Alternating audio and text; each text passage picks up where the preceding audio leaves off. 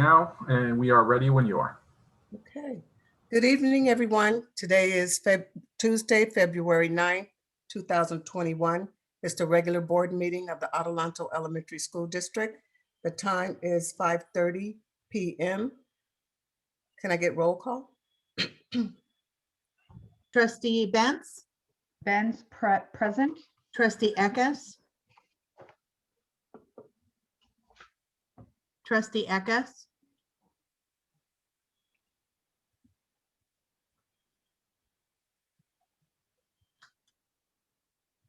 You want to continue and then we'll come back to her. I know Trustee LaFrench, LaFrench present. Trustee Hines.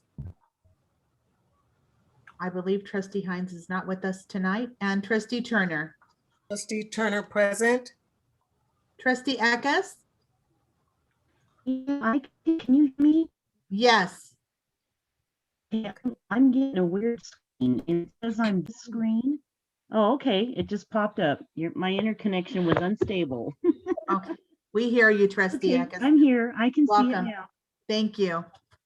1.03 roll call has been taken and we have a quorum. We have 4-0. 1.04 Pledge of Allegiance. Will everyone please stand and place your right hand over your heart? Ready, begin. I pledge allegiance to the flag of the United States of America and to the republic for which it stands, one nation, under God, indivisible, with liberty and justice for all. Thank you. Moving on to 2.1, adoption of the agenda. Are there any proposed deletions, adjustments in order of business? Madam President, we do not have any. Okay, thank you. 2.02, adoption of the agenda. Can I get a motion? I motion to accept. I have a motion by Trustee Eckes. Is there a second? I second. A second by Trustee Benz. Any discussion? Hearing none, call for the vote. Trustee Benz, Ben's aye. Trustee Eckes, Aye. Trustee LaFrench, LaFrench, aye. Trustee Turner. Trustee Turner, aye. Motion passed 4-0. Moving on to section 3, closed session declarations. We will be taking 3.02, Government Code Section 54957.6, update conference with labor negotiations, and 3.03, Government Code Section 54957, public employee discipline, discipline, dismissal, release, and appointment, and reassignment. Moving on to section 4, public testimony before closed session. Yes, Madam President, we do have one speaker, Ms. Jennifer Rader. Okay, I will be reading that. The public comment period for items listed on the agenda and non-agenda item. The subject matter jurisdiction of the governing board. Public comment period is administered by state law and is a point in the meeting set aside for members of the public to share their opinion with the board. Open meeting law do not permit the board to engage in dialogue or answer questions. The health, well-being, and public safety of community members, public officials, and employees is the top priority for the Adelanto Elementary School District. Consistent with the shelter-in-place orders from the governor and the San Bernardino County board members and staff may participate in this meeting via Zoom. This meeting is in compliance with the governor's executive order N-29-20, which allows for deviation of teleconference rules required by the Brown Act. Likewise, in-person attendance at board meetings will not be permitted.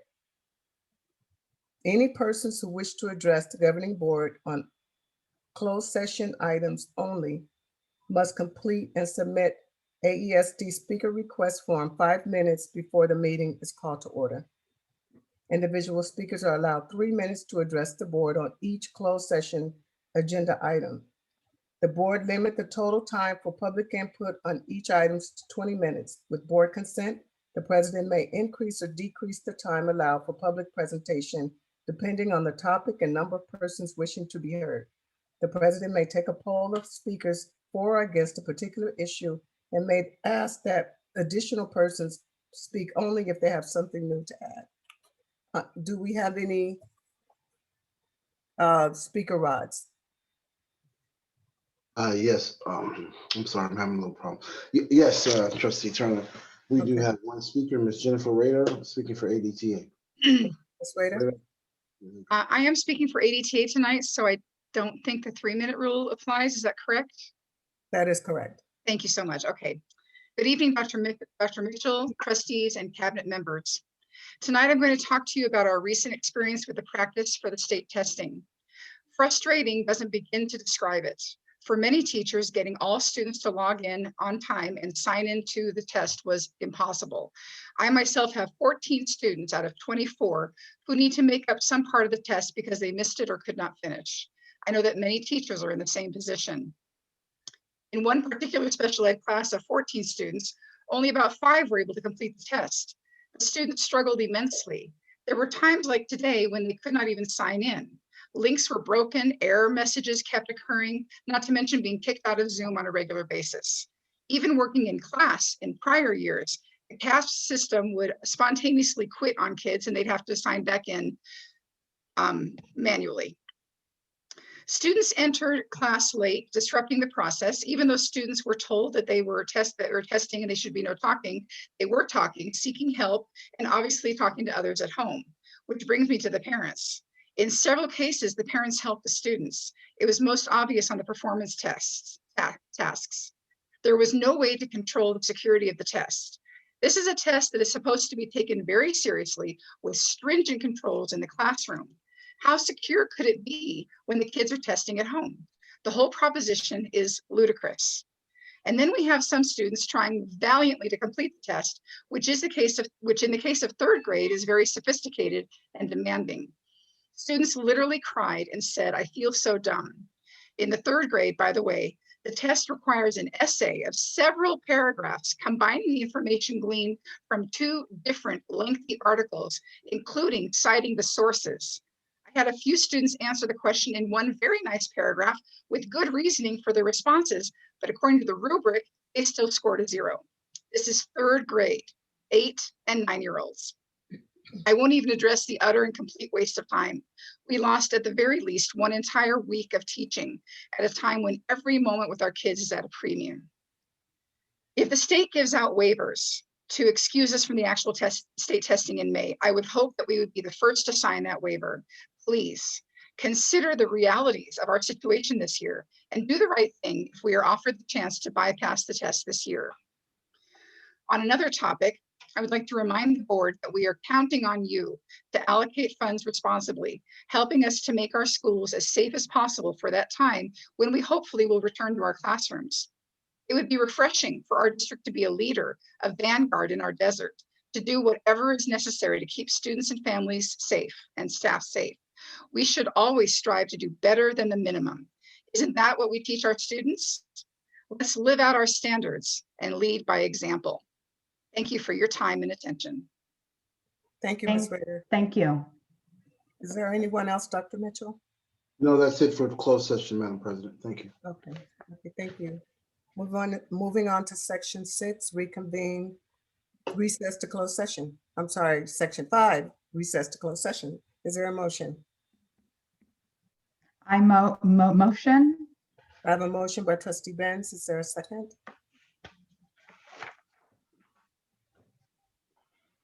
I need a second to recess to closed session. You need to unmute. You need to unmute, trustee Love French. I second. I was trying, but I was muted.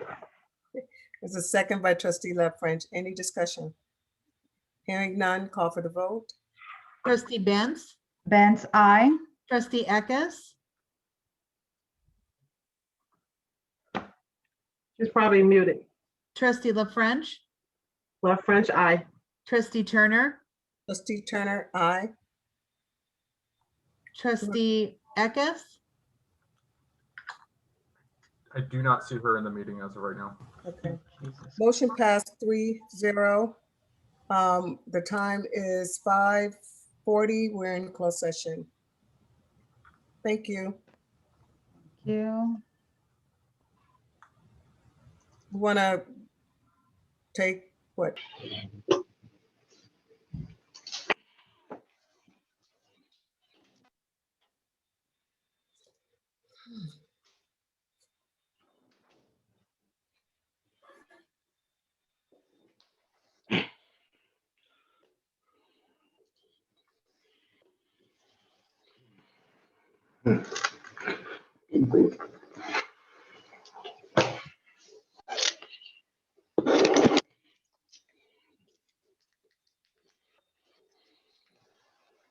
The time is 10:10. Dr. Mitchell, is everyone back? Are we ready? I am, Xenia, can you do a roll call, please? I believe we're still missing Holly, but I can double check. Trustee Hine, I'm sorry, Trustee Benz? Trustee La French? Love French present. Trustee Eckes?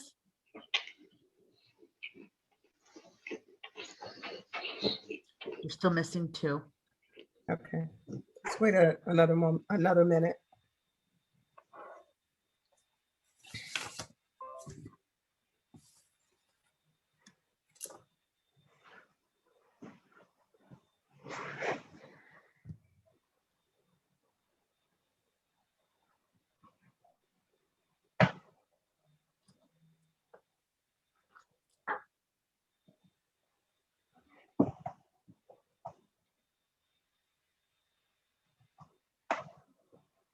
Trustee Eckes had problems getting online. Dr. Mitchell, can you give her a call to see if she's? Yeah. Xenia, can you do a call?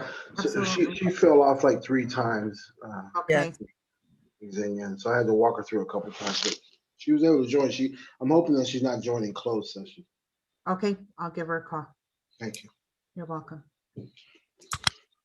And we still, is Trustee Benz on? No, not yet. Okay.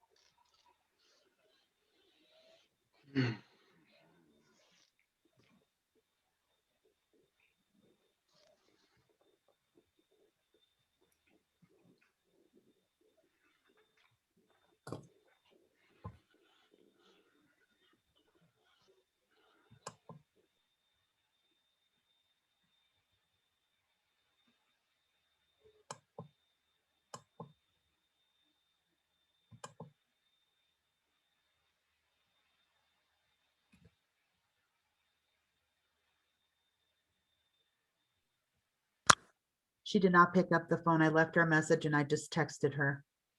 Okay. Is Trustee Benz on?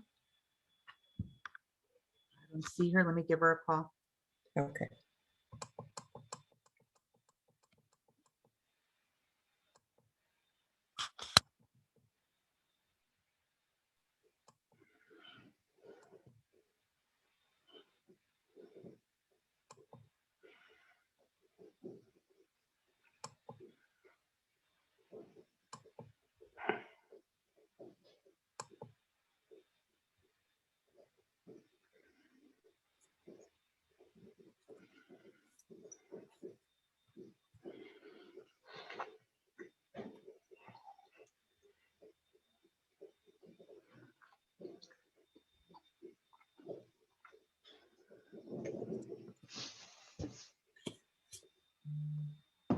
Trustee Benz is on.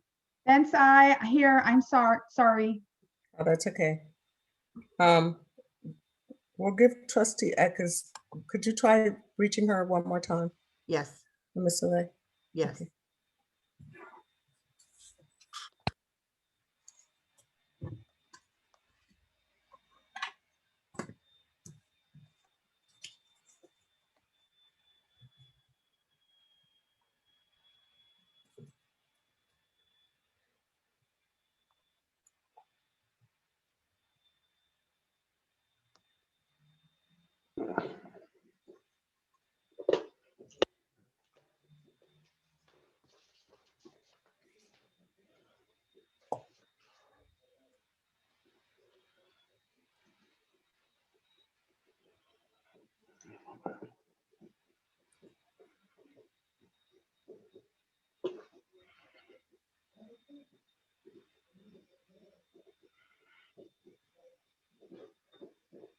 No answer.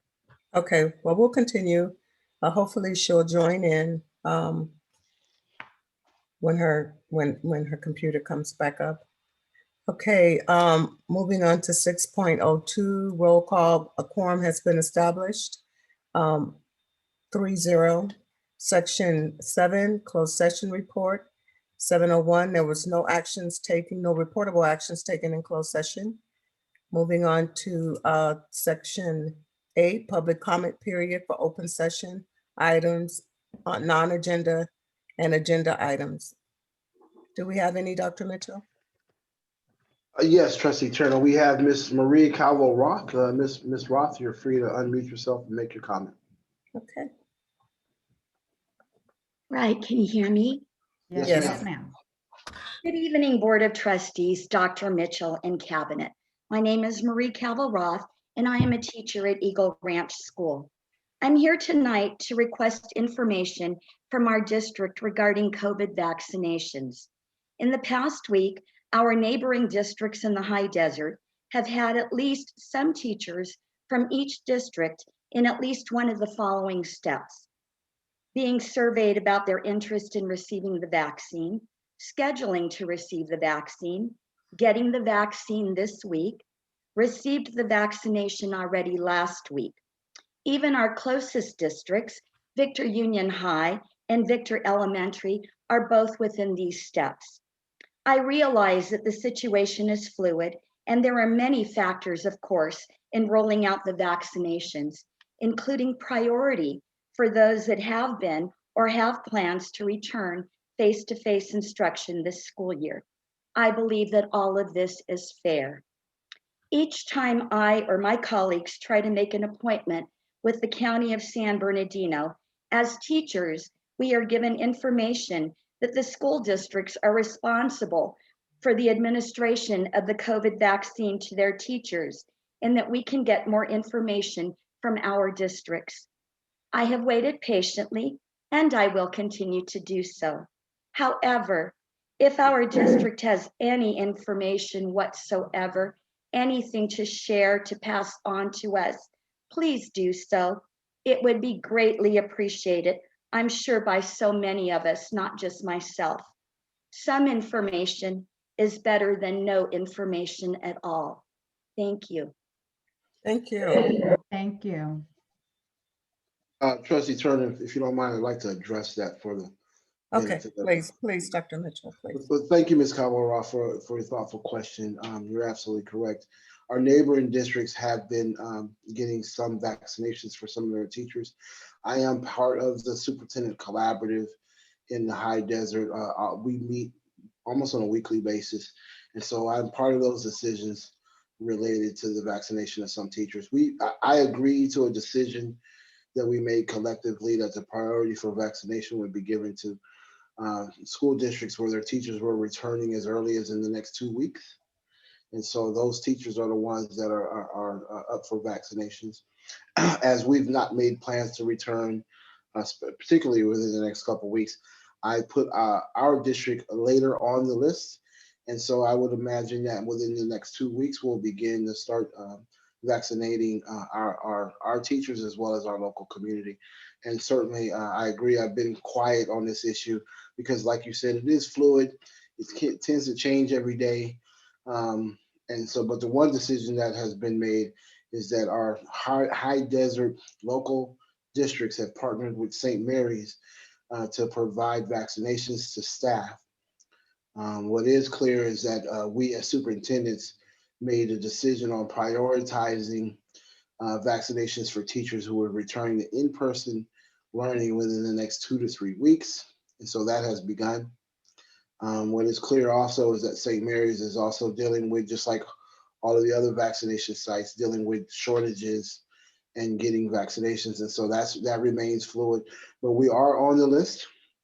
And I will plan on giving clear information. We will survey teachers to get a sense for how many, what is the interest among our teachers for getting vaccinated. And not only just our teachers, also our entire school staff.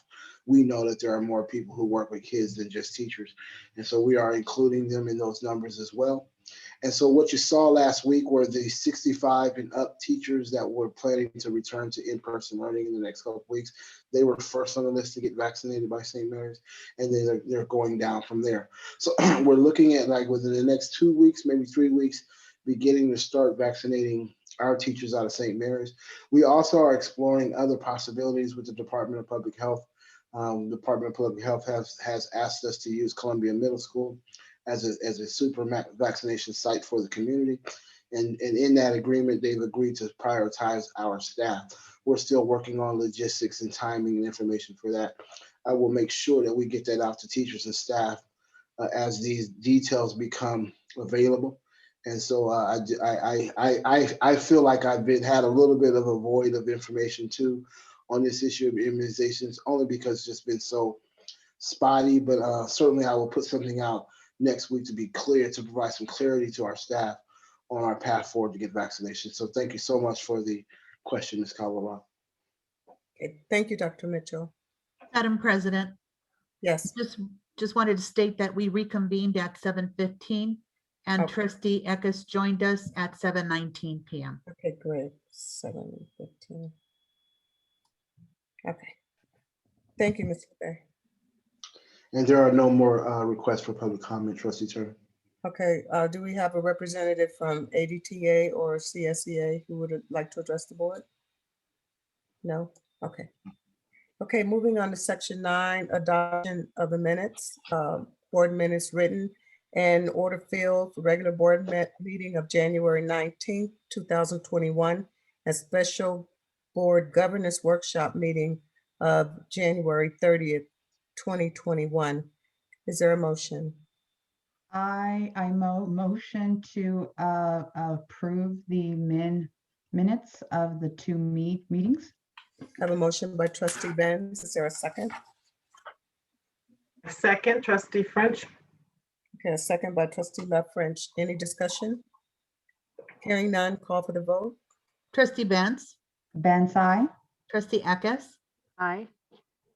Trustee La French, Love French, aye. Trustee Turner. Trustee Turner, aye. Motion passed 4-0. Moving on to section 10, consent agenda.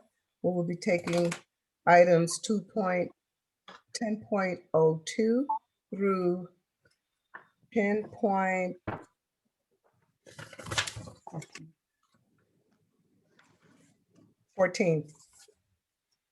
Okay. Board, are there any items you would like to pull from the consent agenda?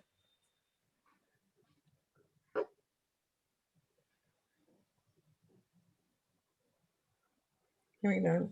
I would like to pull 10.10. Okay. Can I get a motion to approve the consent agenda minus 10.10? I motion to approve the consent agenda minus item 10.10. Okay. There's a second by trustee Benz. There's a first by trustee Benz. Is there a second?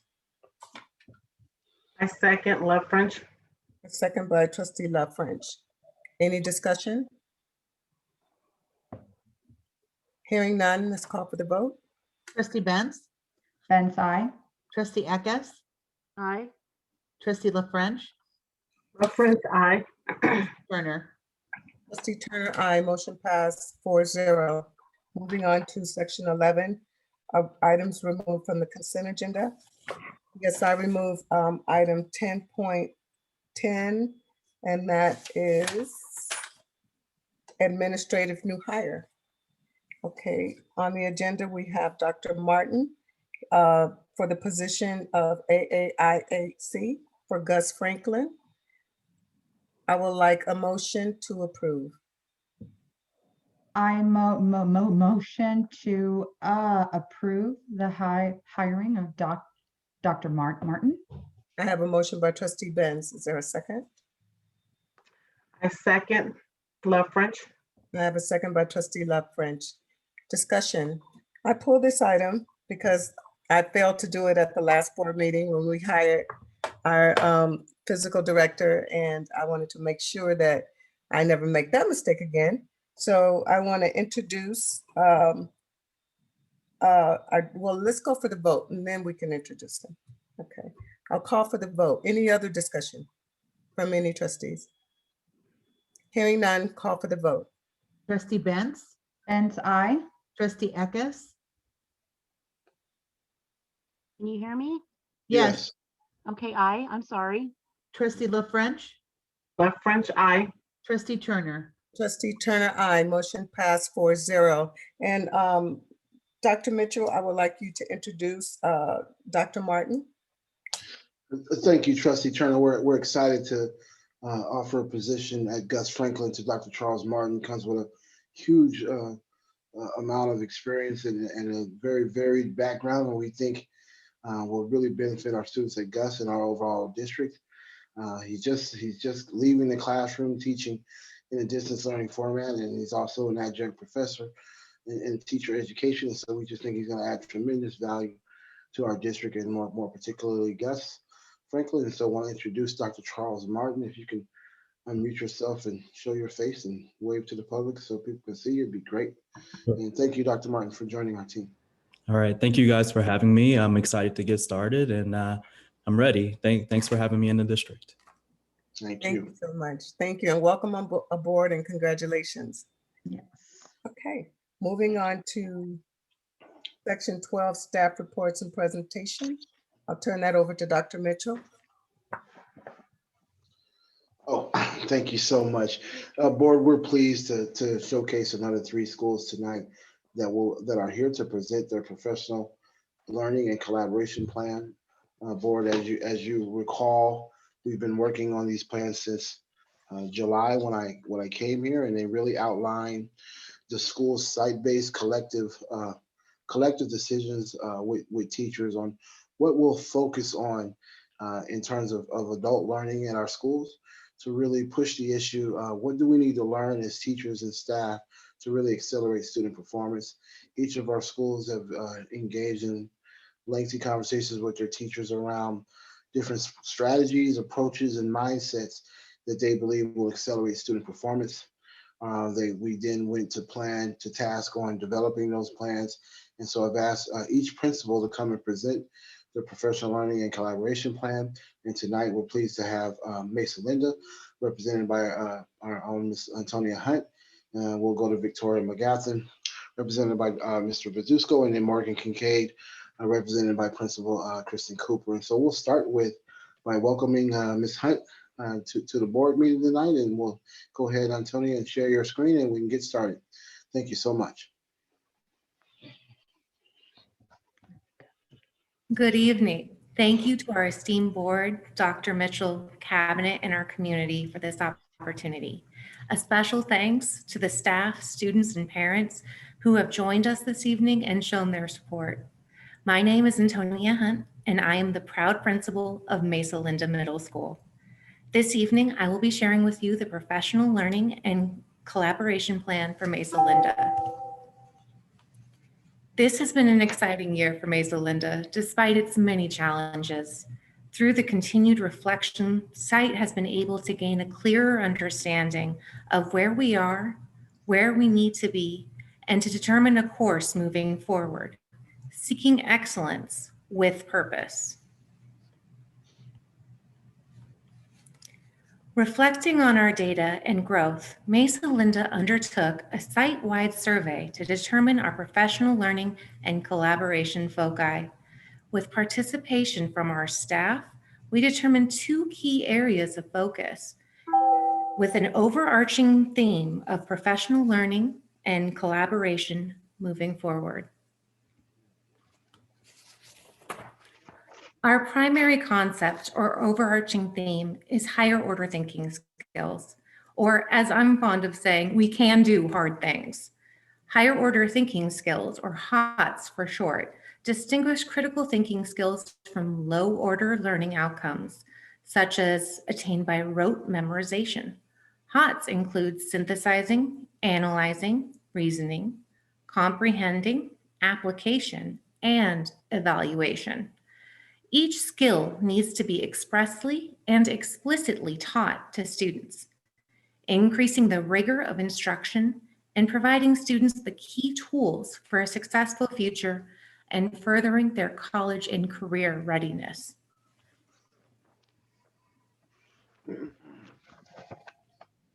Two key components were identified through our self-study and survey as areas or skills that could be developed further: academic Tier 2 vocabulary and close reading. Both skills allow students to access information and provide an understanding of how to engage with text. A key finding in our analysis of summative and formative assessment showed that students had the skills to complete a question or task, but lack the access to the vocabulary to complete the task being undertaken. For example, students who are readily able to complete a mathematical equation, when it's put into a word problem, they suddenly struggle with this concept. So breaking down the academic vocabulary demonstrates the ability of students to access this learning. Under the umbrella of higher order thinking skills, Mesa Linda has implemented 20 Tier 2 academic vocabulary words school-wide. These high frequency words are words that are often used by mature language users, though require direct instruction for many accessing language. These words allow students to access material and understand what is being asked of them. Instruction in these words can also add productivity to an individual's language and comprehension abilities.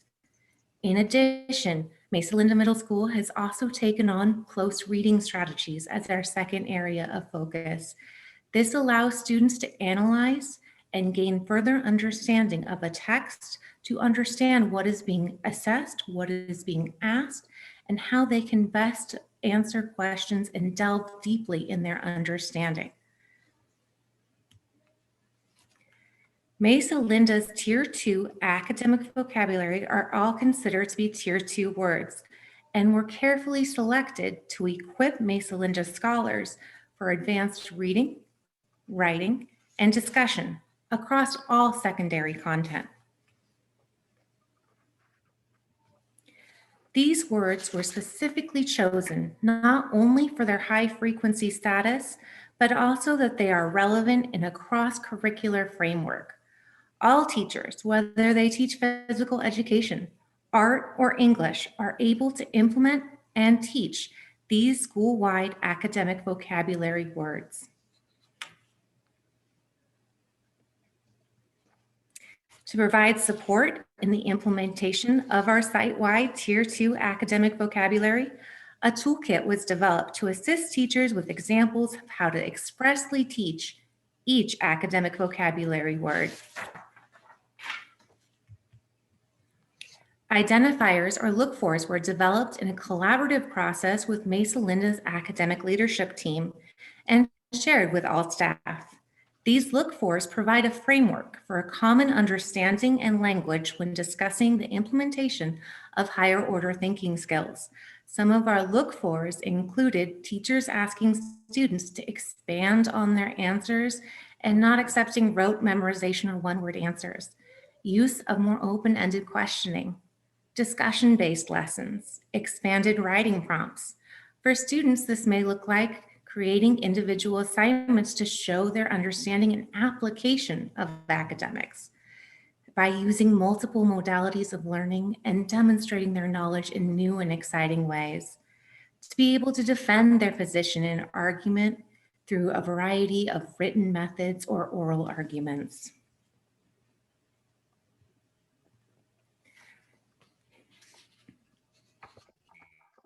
Similarly, look-fors were developed for Tier 2 academic vocabulary. These look-fors included scaffolded help in answering questions such as graphic organizers, modeling how to use the vocabulary, sentence frames to guide students as they complete using academic language. For students, this might look like asking questions using academic language, using words appropriately in their answers, learning journals, and other writing tools that they can access and utilize academic language across the board and on a regular basis. To verbalize the meaning of academic language in the usage of academic conversations. With the continued focus on developing the skills students will need in order to access information and further the higher order thinking skills, second semester brought the addition of the school-wide strategy of close reading. Close reading strategies were expressly developed for a common understanding of how Mesa Linda implements close reading, providing for a common understanding of close reading and common language for students will experience in all of their differing classes. A common unified practice allows for site-wide implementation and understanding of the practice. Again, academic leadership came up with our look-fors, including modeled reading, making use of graphic organizers to differentiate and analyze sections of text, pre and post reading activities that accentuate student understanding of text. Teachers will pose questions that will strengthen students' understanding of text following depth of knowledge DOK levels. Students will demonstrate their ability, highlight relevant and important information during note-taking, be able to identify author's tone or perspective, the implications of author's word choice, and why a text is structured as it is. Students will be able to identify key terms and utilize resources in defining them. The implementation of Mesa Linda's professional learning and collaboration plan is steeped in the cycle of learn, plan, practice, refine. By providing specific and allocated time and ongoing professional development support, the site is able to learn new skills, plan the implementation of them, practice, collaborate about that practice, and refine the skill sets learned. To support the professional development and growth of the staff, Dr. Kate Kinsella presented to the staff in Mesa Linda. Dr. Kate Kinsella is best known for her published curriculum and as a keynote speaker on the national stage. Dr. Kinsella provided 4 sessions of professional development on targeted instructional strategies with an emphasis on Tier 2 academic vocabulary and close reading strategies to Mesa Linda staff.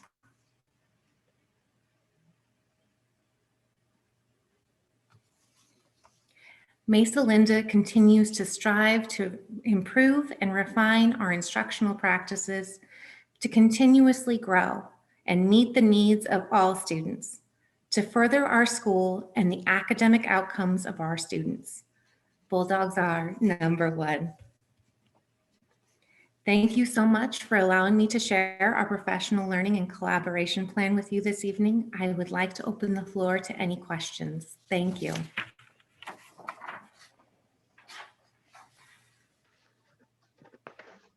Board, if you have any questions or comments. Well, I have a question. So how was the training, and how have the teachers use that in the next step? Absolutely. Thank you so much. The training was phenomenal. Dr. Kinsella is a nationally renowned public speaker, so it was an incredible honor for her to be willing to come to a school site level. We actually just completed our training last week, was our last session with Dr. Kinsella. Moving forward for next steps, we are looking at that cycle of implementation, planning, and refinement. So we're really looking to see now, how are we going to utilize this? We are hoping to bring in additional professional development for the remainder of the school year so that we can refine these practices moving forward and ensure that we take this impetus and this great boost that Dr. Kinsella has given us and really see that within the classrooms.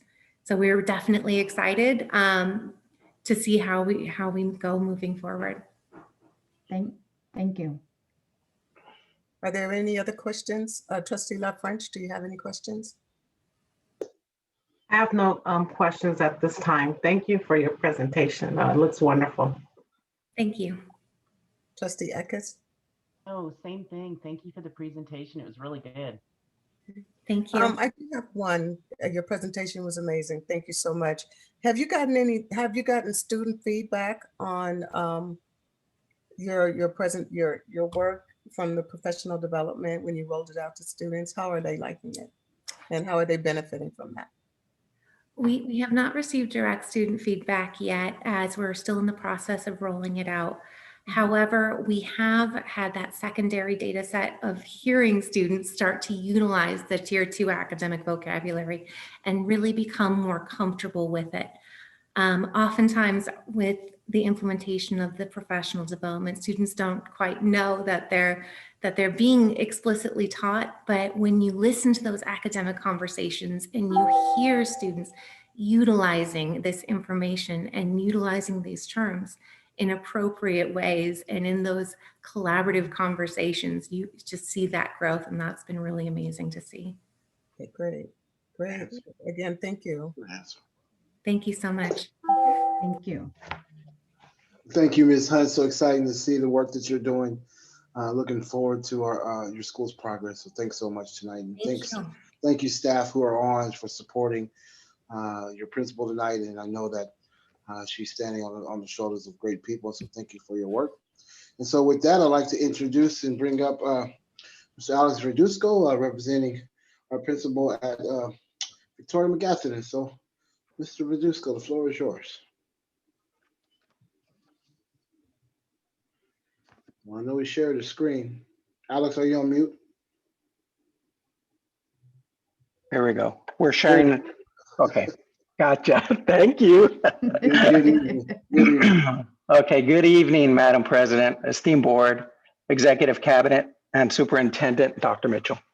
I'm Alex Verduzco, principal of Victoria Mcgathern Elementary School, where we have a fabulous dual immersion program and the best teachers in the high desert. It is my privilege to present our professional learning and collaborative plan for you tonight. This plan was created, here we go. Now, this plan was created to foster continuous improvement through a clear purpose, is supportive of and supported by all staff, and provides learning and translates to success in classroom practice so that academic growth in students is maximized. We began this by formulating the professional learning and collaborative plan by conducting a survey with our teachers to determine the areas of need, the problem of practice at Victoria Mcgathern Elementary School. And the results of this survey identified the following areas. These topics covered many common classroom practices, including socio-emotional learning that would be evident in a distance or virtual setting, such as engagement, active participation, and attendance. So we came to a consensus on two of the topics to focus our work: lesson planning, explicit instruction, and writing across the curriculum. We then incorporated these findings into our regular professional development meetings that are held on a weekly basis. Teachers were then able to reinforce the learned methods and practices during their weekly collaborative time and take those practices into the classroom and use these strategies with their students. Some of these strategies include, but are not limited to, modeling with clear explanation, providing their students with opportunities to practice the skill being taught, providing students with immediate and actionable feedback, and writing across the curriculum. VME has embraced this as a past focus. These skills build writing in all students and is emphasized in all disciplines, not just in the language arts. So how is this seen in the school? Well, this leads us to our success criteria that we are using at Victoria Mcgathern Elementary to help advance the goal of the professional learning and collaboration plan in lesson planning, explicit instruction, which will result in academic achievement in our students. So during a virtual session, teachers use clear, concise, and consistent language to help students eliminate the guesswork from learning. Teachers guide the learning with modeling, verbalization, and give immediate feedback to allow students to practice these skills with few or no errors. And here we move to our professional collaboration among the teachers. So how is this seen? These weekly collaborative sessions allow the teachers to work as a grade level or as a whole group to share ideas and work on the foci, including but not limited to lesson planning, analyzing student data, and improving best practices. This professional learning is essential in creating collaboration structures that build a sense of team and cohesiveness at Victoria Mcgathern Elementary School. So looking ahead with this collaboration plan, we will continue to support our teachers with the following: lesson delivery and design, teacher collaboration with a purpose, access to tools and strategies for explicit instruction. And in order to support students, all of these things will lead to engagement strategies with students, active participation, which leads to social emotional learning and helps the students grow, checking for understanding, ownership of student learning. And again, that builds a lot of that social emotional learning in the students. And each of these bullets in the teacher section go hand in hand with growing the academic achievement of our students. And how is this done? This is communicated to the teachers through what is called a feedback loop, and to give information on the outcomes of the strategies being used in the virtual classroom. So we have an open communication of administration virtual drop-ins, our coaching sessions with either myself or with Dr. Ward, helping the teachers learning different platforms such as Kami, Gradebook, and the teachers also help each other in doing these things. And they assist with lesson planning and learning different strategies. So best practices are used by teachers in the virtual classroom are highlighted during our meetings. Sharing these results is done with plus delta minus, confidence line surveys, and the teachers are provided time to reflect on these collaborative work related to the foci during our staff meetings. Now this comes all the way back to Victoria Mcgathern Elementary's key performance indicators, which we talked about last year. And these are kept at the forefront of why the foci we have in our professional learning and collaboration plan are important. We will continue to focus on reducing chronic absenteeism by 5% now and when we return physically to the campus. We will continue to implement strategies with fidelity to decrease the not met in English language arts and math by 5%. And we will continue the academic growth of our English learners by 5%. And this leads to our collaborative school culture. Now, at Victoria Mcgathern Elementary, we have a wonderful and cohesive mix of veterans and newer teachers, ranging from our transitional kindergarten class with Ms. Gomez to our veteran 5th grade team with Ms. Smith, Mr. Chow, and Ms. Sandoval. And I can say without hesitation that our teachers at Victoria Mcgathern Elementary have high expectations for their students, for each other, and I can say with confidence that at Victoria Mcgathern Elementary, we have the best teachers in the high desert. And I keep saying that because I believe it. And finally, Victoria Mcgathern Elementary's dual immersion program, including the 8 teachers that are the driving force of that program, is the crowning jewel of our school. And I want to thank Dr. Mitchell and Dr. Williams for the support that you have given this program all year, and also for the overall support that you give Victoria Mcgathern Elementary School. One other thing that I do want to highlight is the connection that our teachers have with their parents. I think this is so important for our school because they have built such an enduring bond with these parents because they have taught their siblings over several years, and they have such an open communication with their parents They hold all the meetings after school with them. So I just feel that we just have a wonderful and great program here at Victoria Mcgathern. So with this, I close. I thank you, and I'll answer any questions that you may have of me. Or do you have any questions?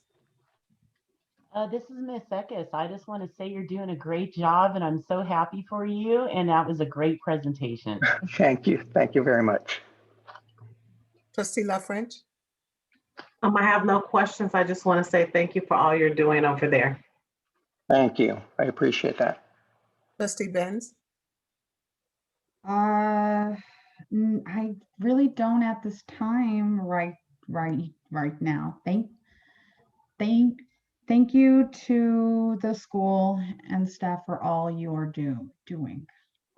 Thank you. Appreciate that. And thank you. That was an amazing presentation. I'm happy to hear the amazing things that you're doing at Victoria Mcgathern and the teachers there. I'm happy to hear that we're expanding our dual immersion program. I know a couple years back, the program has started to decline, and I'm happy that we're picking it back up because it's so important that our children get, that dual language, Spanish and English, and I'm so happy that we're increasing that. Hopefully, we'll have more than 8 teachers doing it. Absolutely. Thank you, Madam President. Thank you. And so keep up the good work, teachers, staff at Victoria Mcgathern. Congratulations. Thank you. Thank you. Dr. Mitchell? Thank you, Mr. Verduzco. What a wonderful presentation. And just what a wonderful tribute to your teachers tonight. I know that they're working hard, and we've been really happy to support your efforts around dual language and just your efforts overall. Doing a great job. And so thanks so much for your information tonight. And so next we have our principal from Morgan Kincaid, Kristen Cooper. Please share your screen, and the floor is yours, madam. Thank you.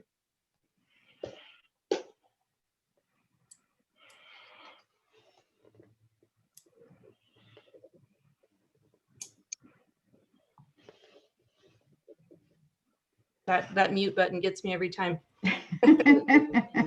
We still all struggle with that. As much as we're on, we just keep forgetting that mute button. I know.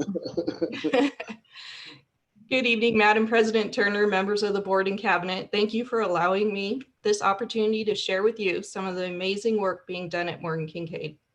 We as educators find ourselves in a unique learning environment that we could have never predicted, yet we are finding ways to adapt and do the best for our students.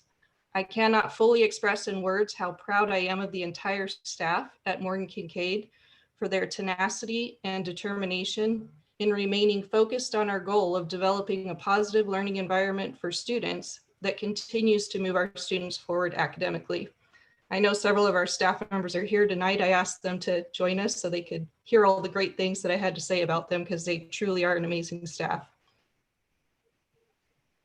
Although our format may look different, our focus on students remains the same. The addition of the professional learning and collaboration plan has helped us maintain and refine this focus. We began this process in the same manner as mentioned by other schools, with surveys, a needs assessment survey. Teachers were asked to identify 3 content areas that they would like to focus on in the 2020-2021 school year.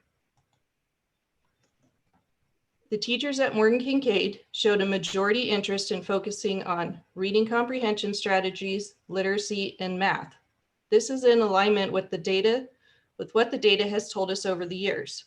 Although we do not have state test scores for the 1920 school year, if we look at previous year's data, we can see that Morgan Kincaid has made yearly gains in both language arts and math, but we as a school still have growth to make in these areas and in closing achievement gaps in our subgroups.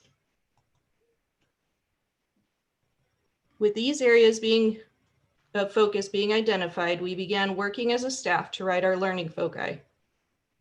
Our first learning foci is for teachers to implement targeted strategies based on student needs to increase fluency and comprehension skills of students. In the primary grades, the focus is more on fluency and the utilization of strategies such as developing phonemic awareness, I read, you read, we read, it's like a tongue twister, and 5-step fluency. The upper grade focus is more on comprehension, and they are teaching strategies that include marking the text, citing text evidence, and graphic organizers. Based on student needs is key. This means getting to know each student and identifying their individual areas of need and targeting instruction to build the skills necessary for each student to grow as a reader. So this isn't to say that primary grade students will not be working on comprehension and an upper grade student will not be working on fluency. It will be based on their need. The second foci is for teachers to develop the standards of mathematical practices in their students by identifying areas of needs for students and targeting instruction to develop these skills. There are 8 standards for mathematical practice. The first is to make sense of problems and persevere in solving them. To reason abstractly and quantitatively, or in other words, solve a problem in more than one way. Construct viable arguments and critique the reasoning of others. So this means they can explain their math thinking. Model with mathematics. Use appropriate tools strategically and attend to precision. Look for and make use of structure, or use what you know to solve the problems. And look for and express regularity in repeated reasoning. So finding patterns to help solve the problems. And again, we acknowledge the importance of getting to know our students to best teach them. With our foci established, it was time to determine next steps. What will we do with our foci? We have established targeted reading strategies. Now teachers will commit to using the selected reading strategies with consistency and fidelity. Then they need to look at the effectiveness of the strategies they have selected, which can be best accomplished through teachers collaborating to identify which strategies are proving to be most successful. This will be the same process for our second foci. Teachers will incorporate the standards for mathematical practices into their lesson designs, and then again collaborate to share best practices and monitor student growth. This follows the practice of plan, do, check, act study model. This is a continuous loop of planning that is used in many settings. It is proven to be an effective approach for promoting positive change by monitoring best practices and then taking what is proven to work and making it part of our practice. How does this work at Morgan Kincaid? Teachers will plan by collaborating on Mondays and Wednesdays. This is their time to meet and to discuss current topics and what is at the top of their priority list. Teachers also collaborate in breakout rooms during staff meetings. This is sometimes done in grade level teams and sometimes across grade levels. This collaboration is generally focused on a guiding question directly related to our foci or our strategies. Collaboration is a time to share and learn from each other, as everyone has different strengths and areas of expertise to share. After collaboration, it's time to take the best practices that have been discussed and then to do them or implement them into their classrooms. When we visit Zoom meetings, we are able to see these strategies being utilized. The next step of the process is to check. This involves looking at the data, sharing ideas on why it may have worked or not worked, and reflecting on refining goals. This enables them to be able to act and establish best practices. Teachers at Morgan Kincaid excel in their ability to collaborate, which of course has been more important than ever this year with distance learning. They have supported each other in new learning, shared technology tools, and trained each other, and leaned on each other for support and ideas. This spirit of working together continues with their work on the professional learning and collaboration plan. The plan, do, check, act cycle is being applied throughout the year and can be noted in their SMART goals and revisions, in their discussions around professional development, in their student data monitoring, and in their instructional planning.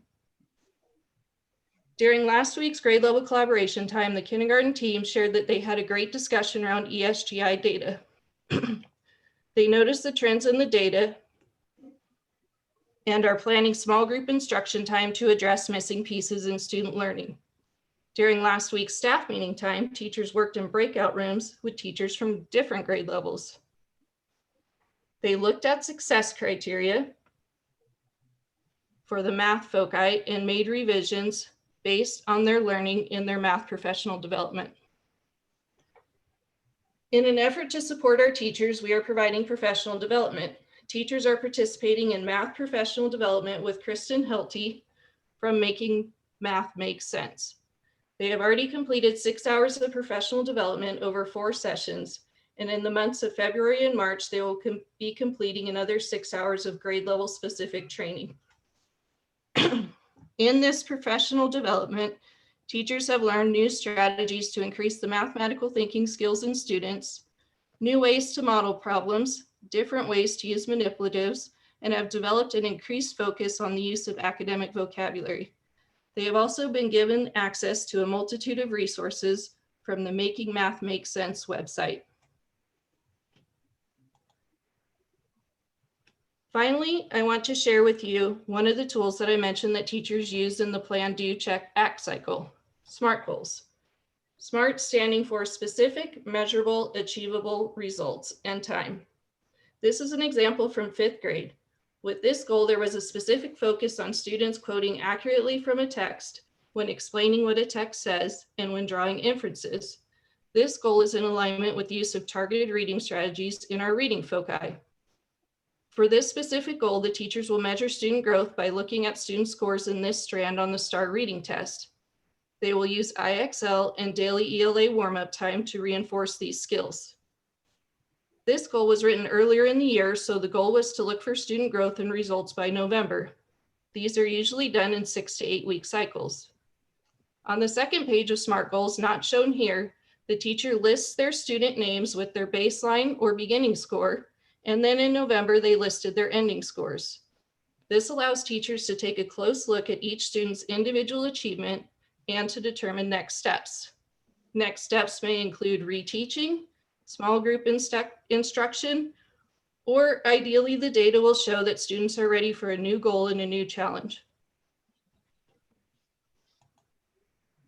With this cycle of inquiry combined with the focus on targeted area and strategies, and supported by professional development and collaboration, we hope to continue to move the students at Morgan Kincaid forwards as our school motto states, always go forward.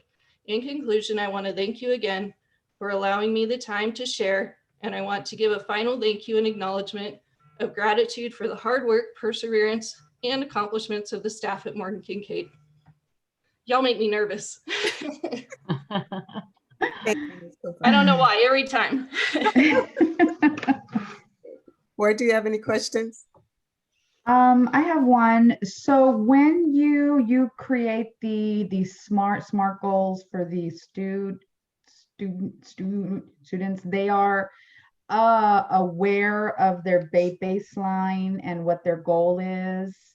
Like, do they know the plan as well, so they work towards the goal? Or is that just to teach?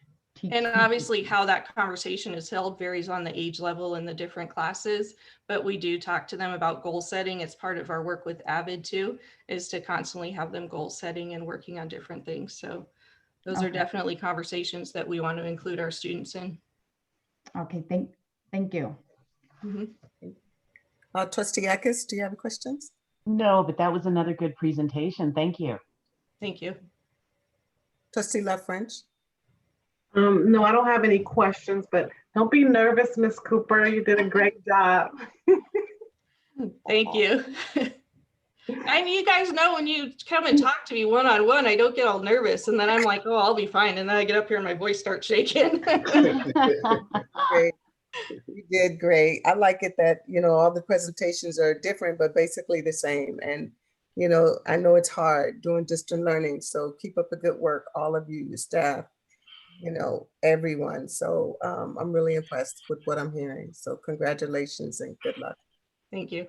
Hopefully next year, we'll be back in class, and with everything that we're learning online, once the children get back in class, I think it'll be so much greater for them to be happy to be in class and be eager to learn. So, keep up the good work.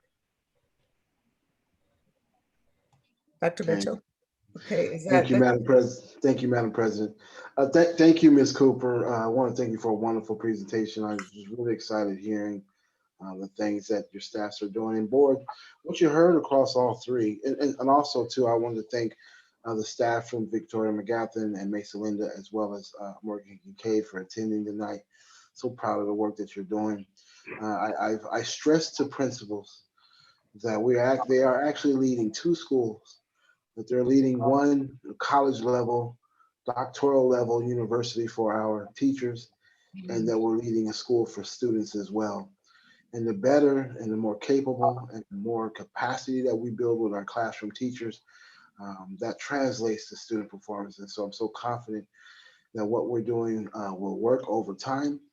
I also think that it's a benefit to allow our principals alongside their staffs to determine the professional development needs of that school with that staff. That I just told principals at the onset of this work that I don't believe in a top-down professional learning model that coming from the district office, that our schools are different, not because the names of the schools are different, not because the schools are in different areas, but our schools are different because they're made up of different people, and they're made up of different kids that have different needs. And so I think that the decisions for professional learning should sit at the schools. Our principals have embraced that model. I'm so proud of their work. We've been meeting since July, 2 principal meetings a month, 3 to 4 hours at a time.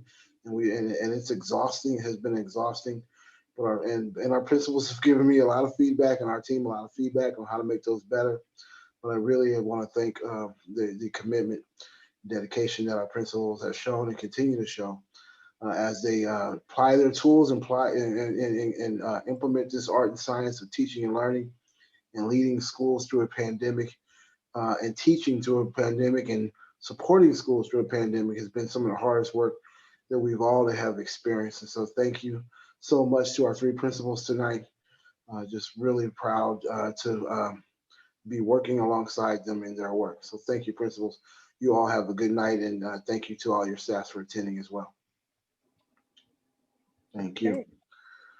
Okay, we're going to move on to 12.02, presentation of certificates and participation in community facilities district 1 through 4. Dr. Mitchell. Yes, thank you, Madam President. So tonight we'll have our own Mr. Kraus, Assistant Superintendent of Business Services. Board, you asked me to provide an update to the board on the status of our certificates of participation, our COPs, as well as our community facilities districts. Mr. Kraus has been good enough to gather that information and put together a short presentation for your benefit tonight. So Mr. Kraus, take it over. Thank you. Thank you, Dr. Mitchell, and good evening, members of the board and everyone joining us this evening. Thank you for the opportunity to present, as you just heard, on our certificate of participation and our community facility districts. So I wanted to start by just giving an overview about what we have in the district related to our facilities. So back in 2007, the district issued a certificate of participation. We'll talk about that. And then we'll look at our 4 community facility districts. What is a community facility district and what areas do they encompass as far as the 4 that we have? And you can see there the years that they were formed. So the years to the right. So our certificate of participation was issued in 2007. Our CFD number 1 was in 2005. CFD number 2 was created in 2005 as well. And then the next year, 3 and 4 were created in 2006. So as we move forward, you'll see a little bit more about each one of these topics in the presentation. So for the sake of discussing the certificate of participation, first, what is it? Well, when a district or an entity wants to borrow money, they can issue a tax-exempt bond, and this is usually secured with revenue or equipment or facility lease. What it does is enables a district to be able to build a facility or use the COP funds to do something that they have without issuing a bond, so to speak. You may be familiar with when a bond is issued, the voters have to vote on the bond, and then the taxpayers pay off that bond over a long time. A COP, on the other hand, is not voter-approved debt. It is issued and secured usually, again, like with some facilities or some of the land potentially that the district has. What can a COP be used for? Well, many things. As you can see at the bottom there, classroom construction, building renovations, vehicles, modernization. So what did we do with the COP from 2007? Well, it was issued for $9.4 million to finance the renovation of the district office. So in 2007, they issued about $9.4 million. In 2019, the certificate of participation was refinanced, kind of like when you refinance your mortgage to get a better interest rate. And that's really what, at the end of the day, really happened, saving the district some money and interest cost and removing the escalation of future debt payments. And so that happened in 2019. The refunding did not extend the final payoff date for the certificate of participation, which is scheduled for 2036. So very much like a mortgage on your house, there is a end date for the payoff of the certificate of participation. So to let you know, the remaining balance is about $6.3 million, and the debt payments are expected to be paid entirely from various revenue sources dedicated to paying off the COP. So that's just a little bit about the history of the certificate of participation, how much it was issued for, $9.4 million in 2007, what the balance is now, $6.3 million, and then when it's expected to be paid off in 2036. So just a little bit of information there to update you on the certificate of participation from 2007. And now I want to go into community facilities districts and what they are. So basically, very similar to a lot of things that are built out there for facilities or created for facilities for districts. These are authorized to fund K-8 facilities that have a useful life of at least 5 years. So whatever you're going to build, it has to last at least 5 years or more and are needed by the district in order to serve the student population. So a CFD is created generally on a piece of raw land. So in the past, historically, there was a lot of raw land and still is in Adelanto in the school district boundaries. And so back in 2005, they created CFD 1 and 2 on that raw land. And basically, as we go forward, you'll see what areas those encompass. But when there are homes or development built on that raw land, the homeowners basically are taxed, ongoing tax for a certain amount of time to pay off the cost of development, the cost of adding additional students potentially, or the cost of the district to have to build onto their existing school sites. So you can see there where the taxes can be paid on. Basically, you can use them for classrooms, school site improvements, interim housing, equipment, vehicles, technology, landscaping, other things at the school district that they may need to be able to use it for. So this is the original intention of a community facilities district for school districts. And so that brings me into the next slide, which talks about school district, the schools within community facility district number 1. And sometimes these overlap. They can overlap depending on the map of where they're at. But this CFD number 1 includes West Creek Elementary School and Mesa Linda Middle School. So years ago when they built it in 2006, or when they issued the bonds in 2006, it was to fund the construction of West Creek Elementary School.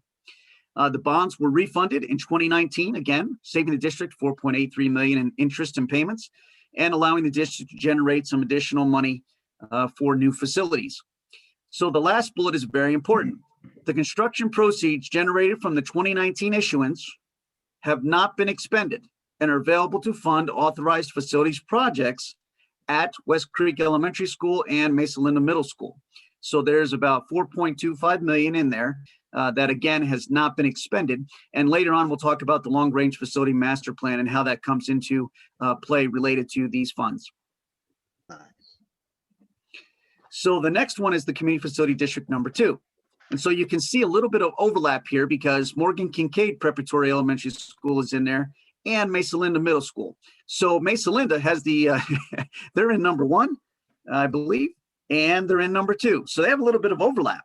So again, these were issued in 2006 to fund construction of school facilities. They were refunded along with the other one in 2019, saving the district in interest payments, about $1 million in interest. And it generated about $1.3 million in new money for facilities. Again, the last bullet, very important, the construction proceeds generated from the 2019 issuance have not been expended and are available to fund authorized facilities projects within the Morgan Kincaid and Mesa Linda area. So you can see there, community facility district number 2 does have a balance in their fund as well because of the 2019 refinancing. This was a great opportunity. I really appreciate the board taking the initiative to do this in 2019 and generating those additional funds and saving the district a lot of money in interest payments. So that was a great move on the board's part and the district's part. And as we move forward, I think in the next coming years, this will be very advantageous to have this money for future facilities. So then we talk about Community Facility District number 3. And again, West Creek Elementary School and Mesa Linda Middle School are in there, in that area. And again, there's some overlay, but this was expected to include over 200 residential units. So just imagine this, picture this, a plot of raw land that a developer said, hey, I want to build houses out here. I think I can put about 200 out there. However, you might remember the Great Recession happened and development had stalled. So only 34 units were constructed prior to 2019. At which time development activity within the CFD resumed. So really, there wasn't a lot of money generated from these 34 units because there were supposed to be about 200 units. So there's only 34 houses that basically were paying into the CFD number 3 for that. And so if you recall, when I talked about certificates of participation, the obligation to pay off that COP, some of the funds paying it off are coming from CFD number 3 and 4. So you won't see any money in the fund balance of CFD number 3 and 4 because anything that's generated, and it's very little, is helping to offset the COP obligation the district has to pay off that COP until 2036. So the good news is that Richmond American is currently building and selling new residential homes within the CFD boundaries. So as those homes are sold, the homeowners will be paying the yearly tax on that and generating more income to potentially increase the funds available in CFD 3. Now CFD 4, this is our last CFD Community Facility District, and it includes West Creek and Columbia Middle School. And this was also expected to include over 200 residential units. However, after the recession, there were actually no units constructed, though building permits were issued for the initial model unit. So the developer came in and said, hey, I want to build houses over here, but then it didn't pencil out on paper and they just walked away. So the good news is though, with the city, there have been recent inquiries from the development community about the project. So there may be future development on the horizon in this CFD number 4. And that will potentially bring in more families to the district as well as revenue into CFD number 4. Pardon me. For the future. So once they build those homes and they sell those homes and the taxpayers start paying on them, there'll be some money coming in for CFD number 4. So that's good news for both CFD 3 and 4 about the future development. So what are some of the next steps we want to look at as a district? And you might recall that the board approved Runau Clark as the architect for the long range facility master plan. And one of the items that we have to do is form a committee to be able to talk about what does that 10-year plan look like and how do we incorporate the funds from the CFDs into the long range facility master plan so that we can use them wisely. And this is where the committee comes in to do this. And so there's a future agenda item this evening for the board to consider appointing board members on this committee as well, because that's part of the committee structure. And so we're excited to be able to get started on that and to determine how we're going to use these funds and what facilities we would use them on. We also want to look at developing a facilities funding plan to allocate various facility revenues toward authorized projects in the future, and then actively work with these developers that are very interested in coming to our community to maximize development mitigation funding in order to mitigate the impact of new residential development. So just to give you an idea, there hasn't been much development in the last 10 or 15 years when these agreements were created. And so one of the things that we'll be bringing back to the board is a review of these agreements with the developers that were made back then before the recession, and to see if there's still, if there's changes that potentially we can make in the future that would attract even more developers to our area to build, because we are growing in the district boundaries as far as development and houses, and we're excited about that. And we hope that it brings more families to our district. And with that, I'll be more than happy to take any questions the board may have at this time. I have a quick, go ahead. I'm sorry, Holly, that's Trustee Eckes? Yes. Okay. Okay, yeah, I had a question. If I remember correctly, about a year or two ago, I believe, Ajay came to us and told us, if I remember correctly, that because those houses weren't built, there was an understanding that they were going to be built. And that's why over by West Creek, that's why we built those 2 schools there. They pulled out, and because they did, they now owed us that money because they're the ones that fell through. We kept our side of the agreement and they didn't.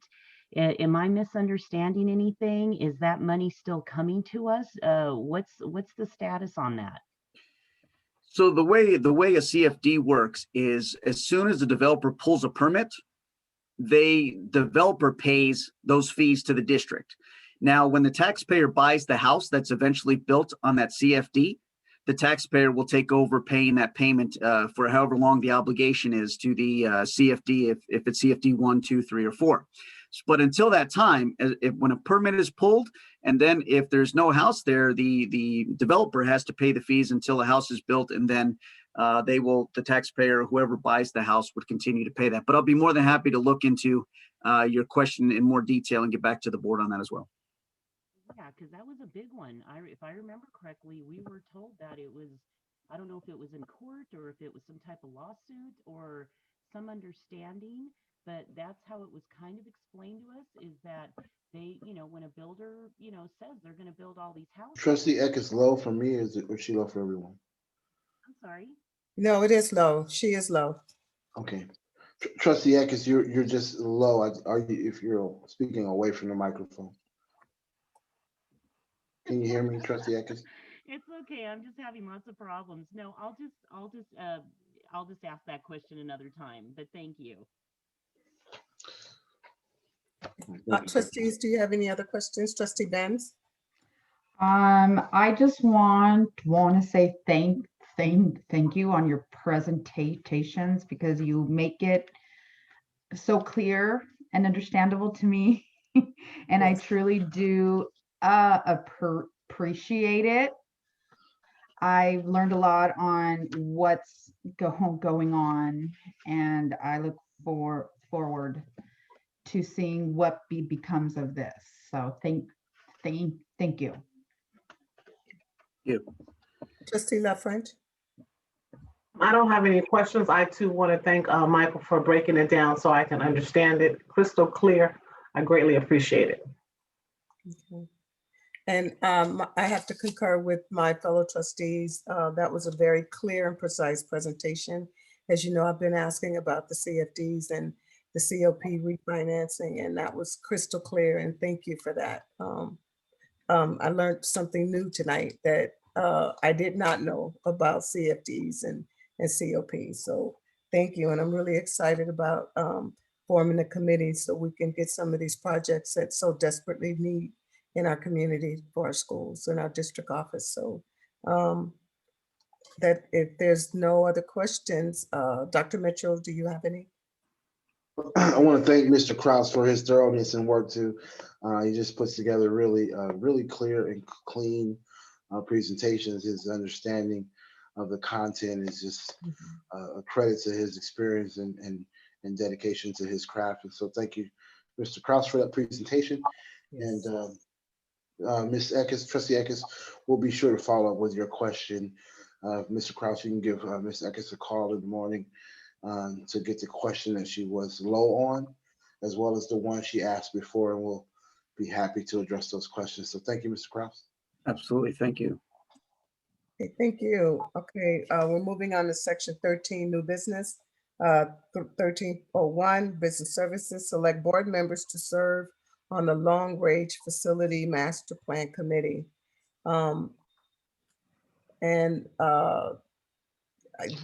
Maybe I should, Dr. Mitchell, do you want to read the background on Yes, this? certainly.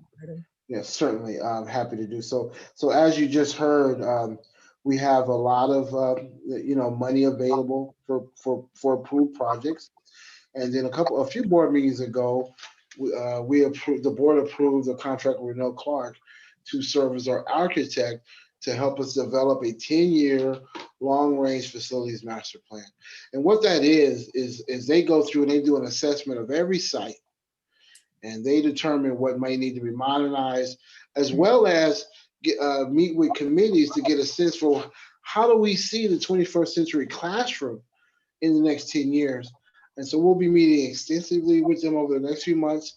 They'll survey teachers, they'll involve classified staff, we'll have executive teams, and go back and forth between small and large committees, so for them to get a real good sense of what is our instructional vision for our district. And at the same time, simultaneously, they will conduct a deep and thorough site visit to assess the facilities needs of our district. And then between those two pieces of data sets, make a recommendation to the board on, hey, here's what we think a 10-year plan will look like. And sometimes, guys, our board, that plan may exceed the dollar amounts that you have, but then the board will then prioritize which projects do you want to start with first. And then once we have that solidified and the board adopts that 10-year plan, then Mr. Kraus and his team are off to the races to start spending those dollars that we have available to us through the CFDs, as Mr. Kraus described tonight. So what we would like from the board is that we plan on holding committee meetings that will be facilitated by Renell Clark. They'll be about once a month, and we'll do them in the evening because we also want parents to participate in this planning as well. And so we'd like for the board to nominate 2 members to serve as board representatives on the facilities long-range master plan. And so, Trustee Turner, if you could facilitate some nominations. Okay. And Before I do that, Dr. Mitchell. Okay. Yes. Other than 2 board members, because we can't have 3, because that's a quorum. Who else will be serving on that committee? All district. You know what, Mr. Kraus, why don't I turn that answer over to you? Thank you.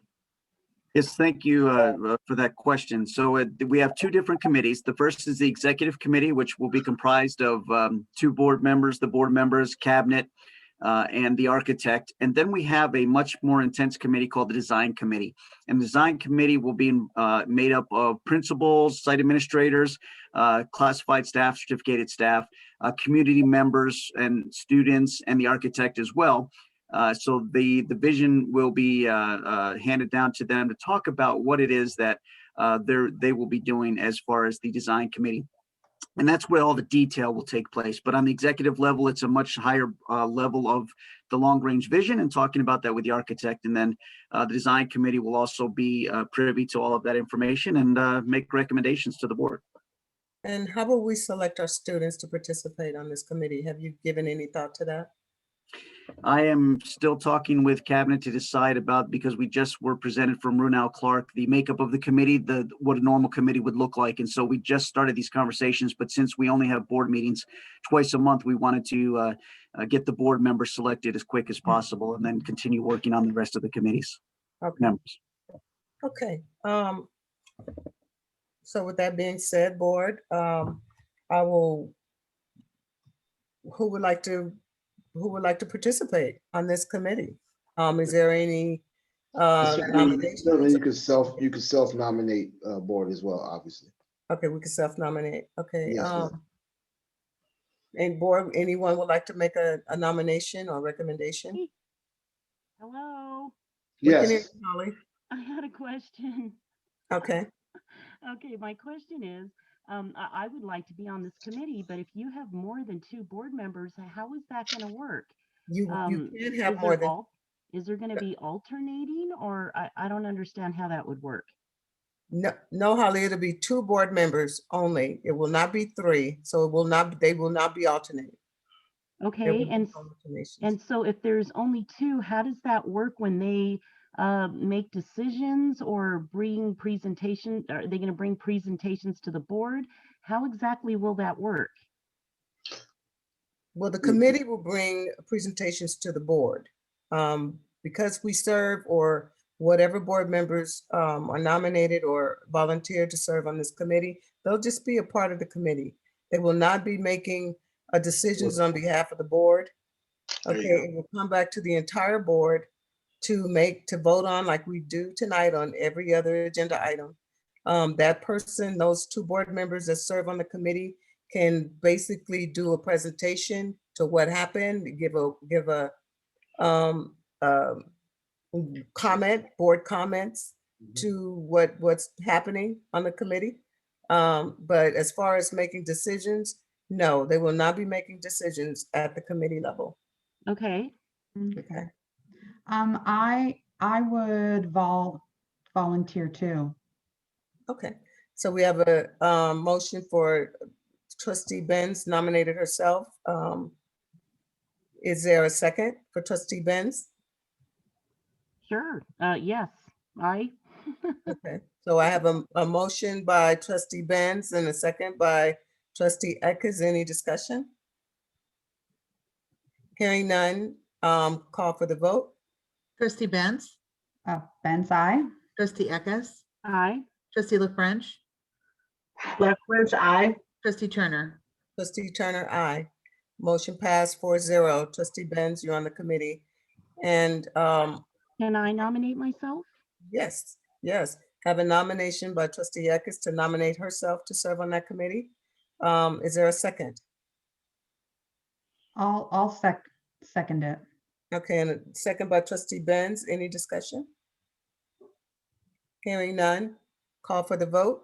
Trustee Benz, Benz, I. trustee Eckes, Aye. trustee La French, French, I. trustee Turner. Trustee Turner, aye. Motion passed 4-0. So we have trustee Benz and trustee Eckes to be on the committee, Thank you. on the Long Range Facility Master Plan Committee. Okay, so you'll be meeting once a month in the evening and a Zoom meeting. And Yes. then you will, at a board meeting, once you meet, you can bring comments back to the board or whatever. I don't know how that'll work, but just report on what you talked about. Just like you do when you go to a conference. So with that being said, we'll move on to 1302, approval of resolution 20-21-12, excusing the absence of trustee Amy Hines on January 19th, 2021. Can I get a motion? Eckes, I motion. I have a motion by trustee Eckes. Is there a second? I second. Okay, there's a second by trustee Benz. Okay, is there any discussion? Okay, I would like to discuss. Okay. Okay, as a board member, we are to call in when we're sick and in order to get paid, to be excused for not attending our board meetings.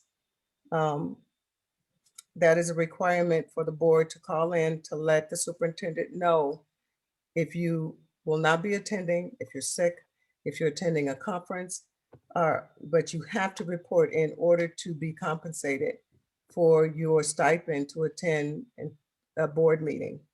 I don't know, I didn't hear trustee, Dr. Mitchell, did she report being sick at this board meeting on January 19th? I have not had an opportunity to speak to trustee Hines, trustee Turner. Okay. Okay, and neither did I.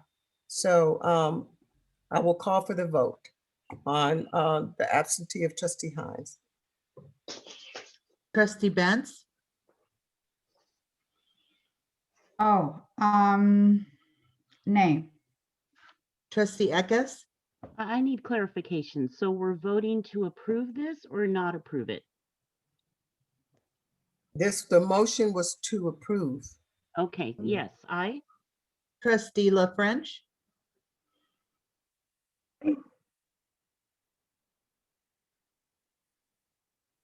The motion is to approve the absence of trustee Hines on January 19th, 2021. Can you hear me? No, Yeah, we didn't catch your vote, trustee. We didn't hear your vote, trustee Love French. That's not funny, Holly. I said You can't yes. hear me either. trustee Turner. nay.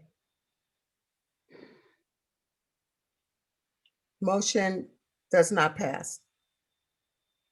Moving on to 14, policy introductions, updates, and readings. 1401, approved reading for board policy 4119-25, 4219-25, 4319-25, political activities of employees and administrative regulation 4119.25, 4219.25, 4319.25, political activities of employees. Can I get a motion to approve? Benz, I motion to approve.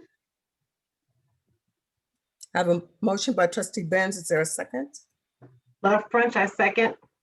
And a second by trustee La French. Any discussion? Hearing none, call for the vote. Trustee Benz, Benz, I. trustee Eckes, Nay.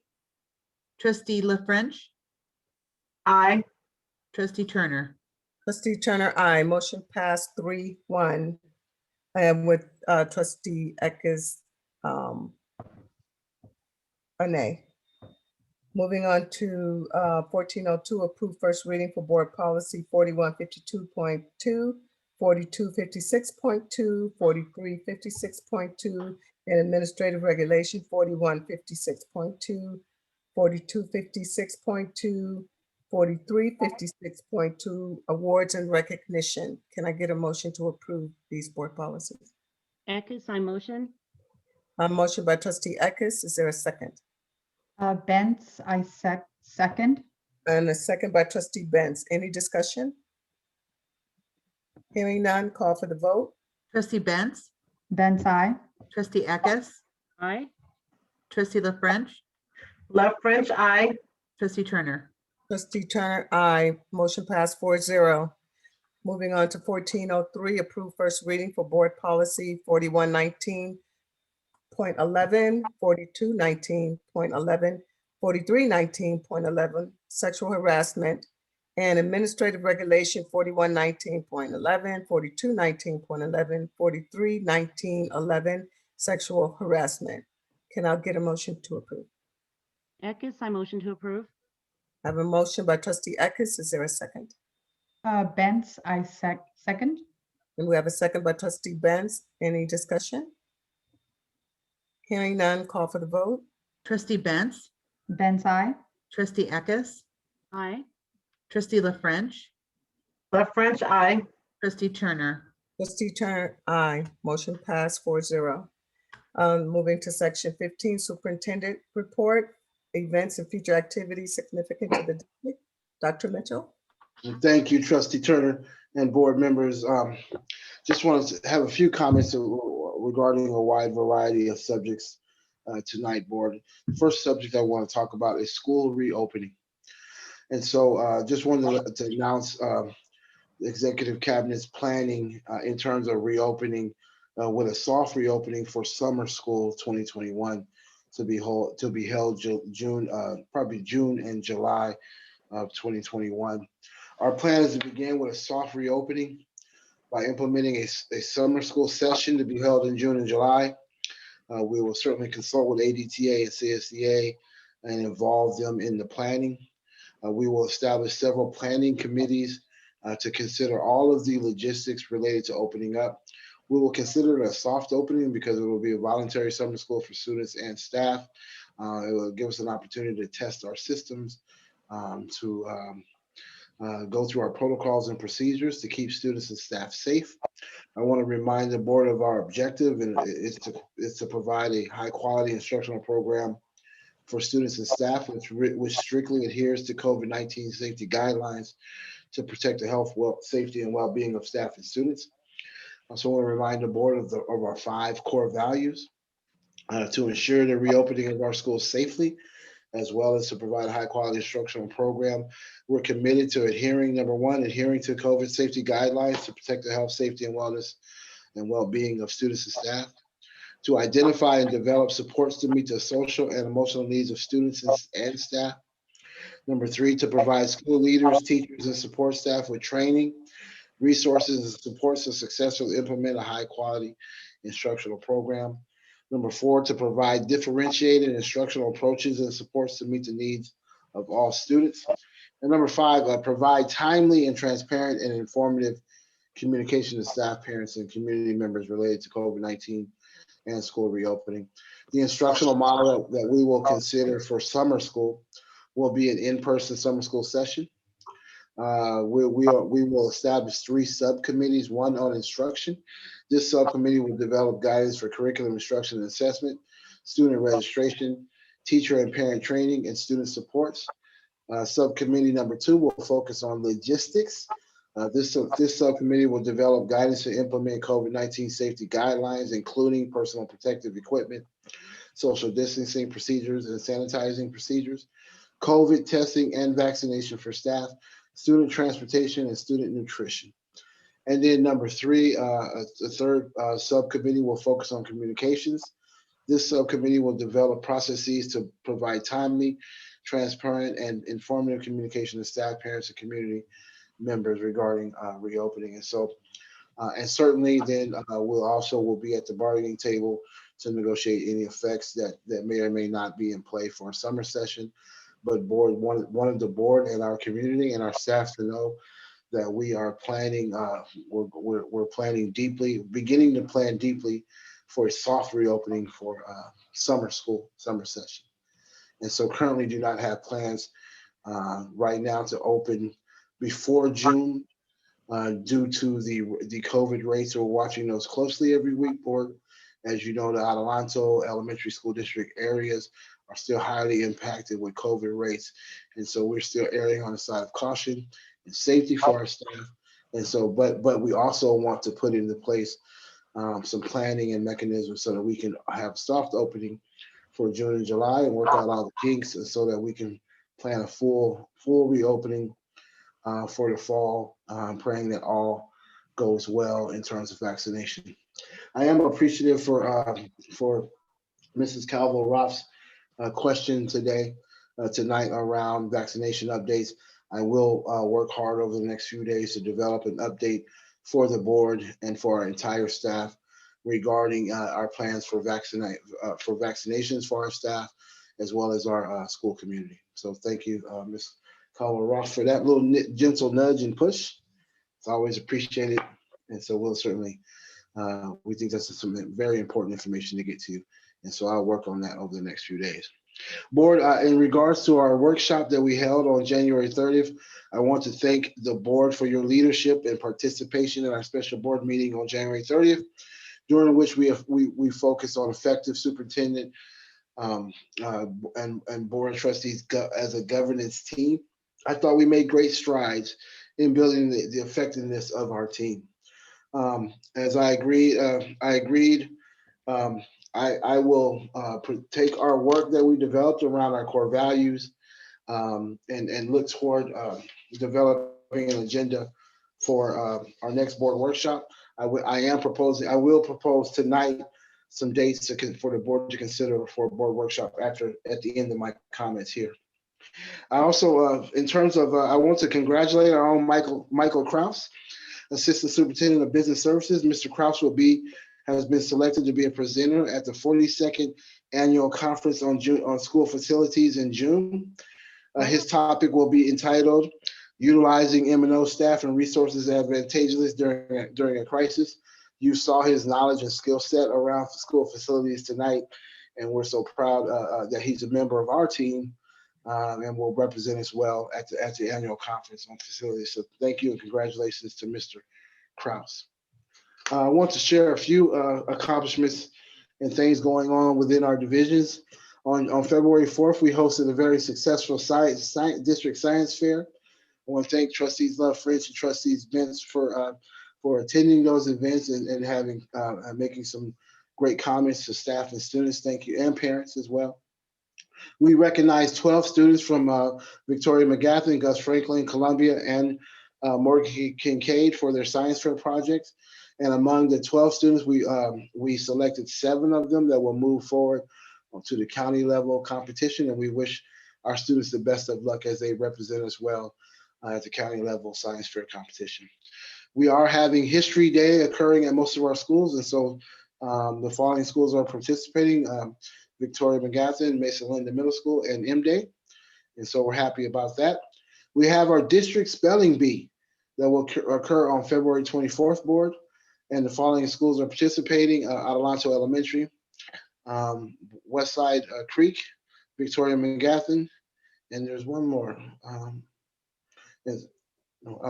I can't read my writing here. Dr. Williams, what was the fourth? George, George is also participating. Okay, thank you. Okay, so I better type this stuff out going forward. Board, we are in the middle. We just started our statewide testing for the LPAC. The LPAC stands for English Language Proficiency Assessments for California. It is a mandated statewide test that we give. The LPAC is mandated for taste tests for determining the English language proficiency of students. It must be given to all students whose primary language is one other than English. And so we are currently doing that now. In our Business Services Department, Board, you'll be pleased to know that staff are currently applying for the summer food service program and a seamless summer option, both federally funded and state administered, and they'll provide food to our students this summer. We know that's been a tough economy over this past year, and so we want to continue to provide nutritious food for our families and communities as our schools transition to summer. So thank you for that, Mr. Krause and staff. Oh, and I apologize. I want to thank Academic Services and Dr. Williams for hosting a successful science fair. And we're looking forward to a great spelling bee and history day, and just providing some opportunities for our kids to, even though it's still on Zoom, I mean, it's like we can't get away from Zoom, but it's good to provide our kids with some other kinds of learning and some things that we can recognize their talent. So thank you, Dr. Williams, for your leadership. I also want to share some news out of Business Services and Human Resources. Board, as you know, when we did the first interim, and we talked about looking for some cost savings of about $4 million, because we do have a structural deficit, meaning that we're spending more than we're generating revenue. We still are looking for some cost savings, and so one of the efforts that's being led by Mr. Krause and Ms. Credell is really tightening up our position control systems. And so we want to make it exceptionally hard, and we don't want to miss a beat or miss an opportunity for cost saving. So we're highly scrutinized the process, and we just redeveloped the process for establishing or filling or abolishing positions. And so when we have someone leave a position, we now have a system to analyze that position to see if it's still truly needed, or do we need to transfer that position, or do we need to abolish that position based on funding and need and the need of the district. And so so that way that positions aren't just automatically filled without a thorough analysis for whether or not the position is still needed, or does it need, or is it needed in another site or another department. So thank you for that work. And so we're happy to continue to tighten up our district systems to run as lean and mean as possible. So happy about that.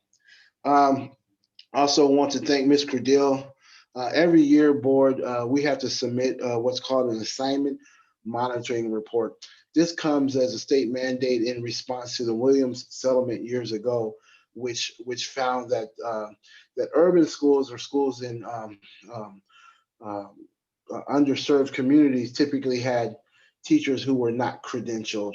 And so to meet that settlement, school districts have to report how we assign teachers according to their credential to classrooms. We're happy to report that we only had 2 findings, and they were related to substitute teachers. That's above the average in the county, which generally finds most districts with several misassignments or teachers that are inappropriately placed according to their credential in their classroom. And so our HR systems are running lean and mean, and thanks to Ms. Credell's leadership. And so thank you for that. Just wanted to report that to the board. And then out of our communications office, so proud of the work that Mr. Quintero is doing. He's continuing to attend several, we both do, but primarily Mr. Quintero on my behalf, a lot of community-based meetings where he's really involving us and ingratiating us, our district, and providing some good visibility to our district across all of the groups, nonprofits and groups that are doing some really good work in support of our children. And so we're so glad to be so well represented across these groups. I'm also happy to report that Mr. Quintero updates our website every week so that our families and staff have the latest information as it relates to COVID and the COVID rates and all that kind of stuff. And our social media just continues to grow. The district's presence on social media continues to trend up. In the past 4 weeks on Facebook, posted 26 times, reaching 3,500 people, and Twitter posted 40 times, representing 3,800 impressions. And so our social media presence continues to grow, and as Mr. Quintero was putting out very positive stories to our community, because we want to begin to provide the narrative on the good work that our teachers and staff are doing. And so thank you, Mr. Quintero, for your leadership. And so, board, I want to close with a couple asks. So next week, board, on February 18th, I would like to have you come to do some classrooms visits with me. We'll work with principals and teachers to have us come through and observe classrooms for a few minutes to give you a sense of what does a Zoom classroom look like, and what, and some of the experiences that our kids are having. And so, as you know, we pretty much teach from like 8 to 12 every day. So I know that's really hard on your calendars, but that's just when school is occurring right now. And so on February 18th next week, from 9:30 to 11:30, I'd like to see even a 15 minutes of your time within that block. I'd love to have you visit classrooms with me to give you a sense. I know that many of you are missing that deep connection that you all enjoy as board members to your schools. You're not able to drive by a school and get out of your car and walk classrooms and walk and see the smiling faces of our students. And so I know that that's like a hole in your heart. I sense it from all of you that is a deep connection for you as board members, and kids is the primary reason why you became board members. And for you not to be able to see kids, I know that you are struggling. I can see it in your eyes. Many of you have shared that struggle that you're having as board members with me around just classrooms being closed and distance learning. So please, I'd like to invite you all to walk some classrooms with me. I'm going to try to do it every couple weeks, every 3 weeks or so with the board, to give you as much opportunity as I can to have you in various classrooms, various grade levels, various programs, so you can see some of the great work that our teachers are leading, seeing that and seeing our kids. And so if you can look at your calendars and please give a text to Xenia. We'd love to have you go on the classroom visits with me next week, the 18th, from 9:30 to 11:30. We'd love to have you. And we'll continue. I'll keep offering time.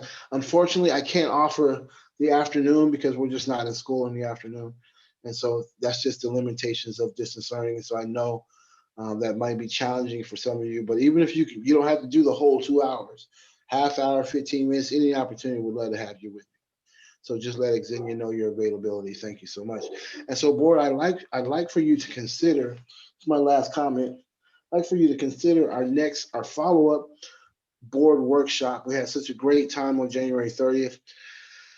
It generated a lot of information. I've been working through that to prevent what I'd like for our next board workshop to focus on is to solidify our core values that we discussed, and solidify the top 3 areas that you voted on in terms of focusing on, in terms of the characteristics of high performing boards.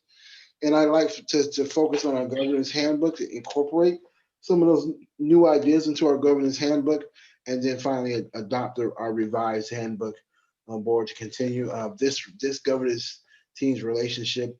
As I said before, the better that we are able, meaning the superintendent and the board and the superintendent's cabinet are better able to be aligned in our thoughts, the higher achieving our district will continue to be. So I'm recommending March 6th. That's a Saturday, March 6th from 9 to 12. And so, board, if you can check your calendars now to see if that's a date that I can consider. These are dates that I work with Dr. Hovey and Mr. Bray, who will continue to facilitate our time together. They're very highly sought after. In fact, we're competing with with Ron Williams over there in Victor Union High School, as well as a few other districts up here. And so those Saturdays are almost non-existent for Dr. Hovey and Mr. Bray. So they did make some time. They said they're both available on March 6th. Board, if you can check your calendars right now and give me some feedback, I appreciate that. March 6th is the day I'm in class. Okay, so not good for you, Miss Love French. Anyone else? Yes. I'm good with that, but yeah, no, but we never mind. Good. So then here's the other date I'd ask you to consider, board, is March 27th. I'm fine with that. I don't have a life, so I'm home, so I'm fine. I'm not going anywhere, so I'm good. I'm good too. I'm good with either one. Okay, so Ms. Eckes, you're good with 27. Benz, you're good with 27. Trustee Love French? The 27th is fine, yes. Oh, great, nice. Okay, Ms. Turner. Okay, 27th is nice. Just a reminder, that's Passover all day. Oh, got it. Do we want to avoid that date, or are we okay? I'm fine. Okay. Good, thank you. Okay, I'll get back to our partners and let them know, and we'll plan for March 27th, Xenia. All right, thank you, board, and those are my comments. Dr. Mitchell, on your walkthroughs on February 18th, that's such a short window for all of us. Is there another date that you can get? All of us, because you can't have all of us. All of us cannot be on the walkthroughs at the same time. It can only be 2. Okay.